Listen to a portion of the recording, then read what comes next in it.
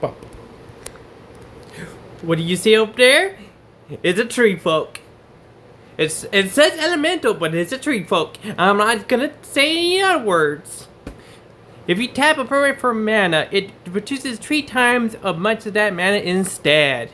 Oh, I want this art of this card. I already have a card like him, but I don't have this art. It looks like he is a god, which, pretty simply, he might as well be.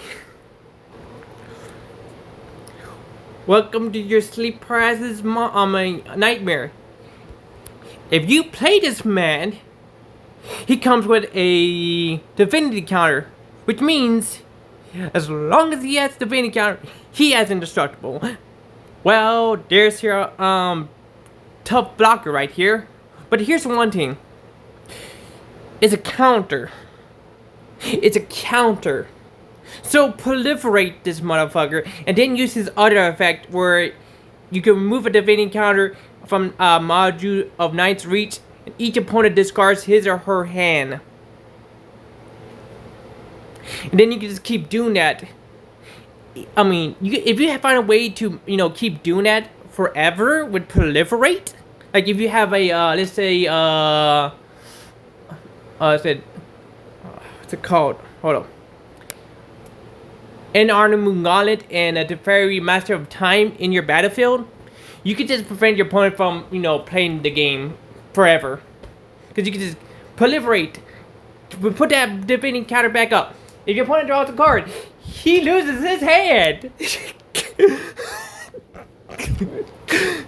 This is funny. This card is mean. Say hello to very Temporal Pilgrim. Whenever you draw a card, put a loyalty counter on the very Temporal Pilgrim. This card with what's it? The ring that matches. I mean, the ring. You know what I'm talking about? That ring card that lets you draw cards, but it gives you a counter, and each counter that it has, you take damage. Yeah, this guy is gonna be broken with that card. So, he has a 0 effect that makes him draw a card, which is gonna, +1 his ability, so whatever. You create a 2/2 blue spirit creature token with your vigilance. Whenever you draw a card, put a counter on it. Yeah. Target opponent chooses a permanent they control, then returns it to its owner hand. Then they shuffle each non-land permanent they control into its owner's library. That's funny. Oh. This card is crazy.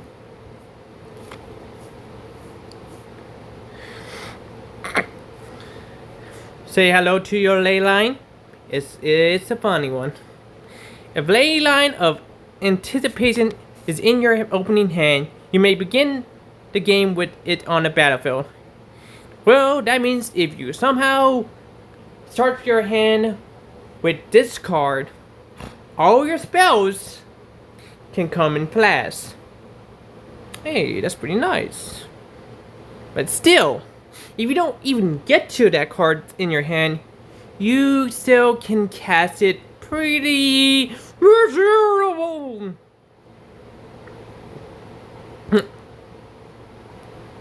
Where's the damn thing? Look at your god right here. It's Jorn, god of winter. Whenever Jorn attacks, untap each snow permanent you control.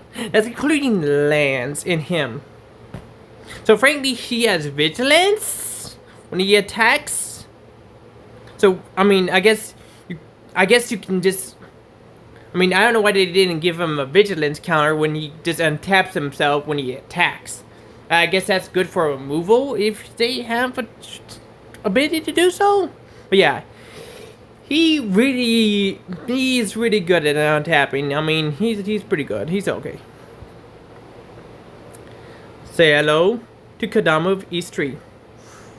Reach. 6/6 with reach. It's not a green card if it doesn't have reach. Whenever another permanent you control enters and it wasn't put there in the battlefield with this ability, you may put a permanent card with equal or lesser mana value from your hand into the battlefield. So like if you like wait, that doesn't work on Scute Swarm. It doesn't. No, it doesn't. So this tree is not as broken as you thought it was. So, but it does have partners. So you could use him in I guess you could use him with other partner. So yeah, that's good. Say hello to Scute. You better deal with me before I control the game swarm. If you've seen this buddy, you know what he does. If you don't know what he does, Cryptid right to him. See what he does. That's all I have to say. I have defeated my opponents with this Scute. And I made a plenty of mana with him. There's Ghostband Dragon. Flying. Haste. Whenever Ghostband Dragon attacks or becomes a target of a spell, including yours, create a treasure token. Treasures you control have tap, sacrifice this artifact, add 2 mana of any one color. That's fucked up. But this card is pretty fun. I do own one. I wish there was a... no, it's okay for an art. I give it a 2 out of 10. I mean, 8 out of 10. Look at this worm. When Reform dies, create a 3/3 blue fist creature token. When this creature dies, create a 6/6 blue whale creature token. When this creature dies, put a 9/9 blue kraken token. You know how many people are gonna sack this just to make it sack the other tokens just to get the 9/9 kraken on the battlefield as soon as it comes out. So yeah, just say, hit me, please. How can this little worm turn into all that shit after it dies? It's like every time it dies, it keeps getting stronger. If you want to make sure you don't have to pay too much money for doubling season, use him. When Deep Glow's Gate enters the battlefield, double the amount of counters on each count number of counters.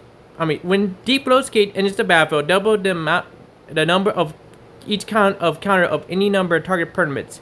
So he's not like doubling season, but still he's gonna be like doubling season. So he's a 3/3/5. So he's 5 mana. So it's kind of expensive to cast, but then when you recast him, it's kind of like you win. And he's only like less than $1, so you could buy him. Bring him back with Kenrith. So yeah.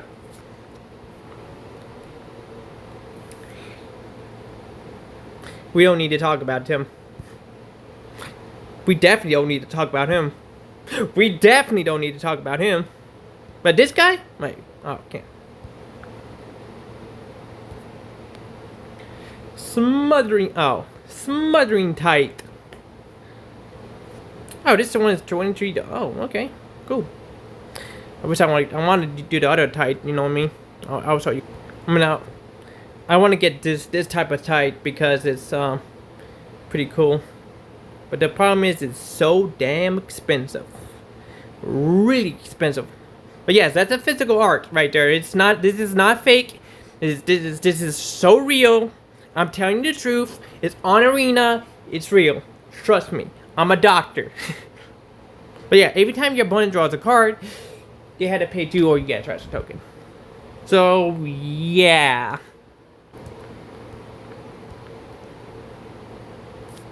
Oh my gosh, why are you up in this late at night? What? I'm sorry. This is not from. Oh, wait a minute. Wait.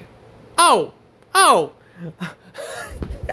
Okay, never mind. Okay, that was funny. Whew. Wow. Okay, this is Rama's Dragon Engine. Whenever you cast a spell, put a 1/1+ counter on Rama's Dragon Engine for each of that spell's colors. So if you have Proliferate or stuff that gives them counters, you could don't have to worry about that. So you really don't need to do that physically, but you can. You can do it as a passive pump. You know what I mean? You just do it a passive pump, so it's fine. It's fine. Remove 5 1+1 counters from Rhombus. Add Uber double to your mana pool. I did this video only once each turn, so yeah. So you can really cheat out Big Sid. But still, he ain't as good as Goldust. No one can defeat Goldust.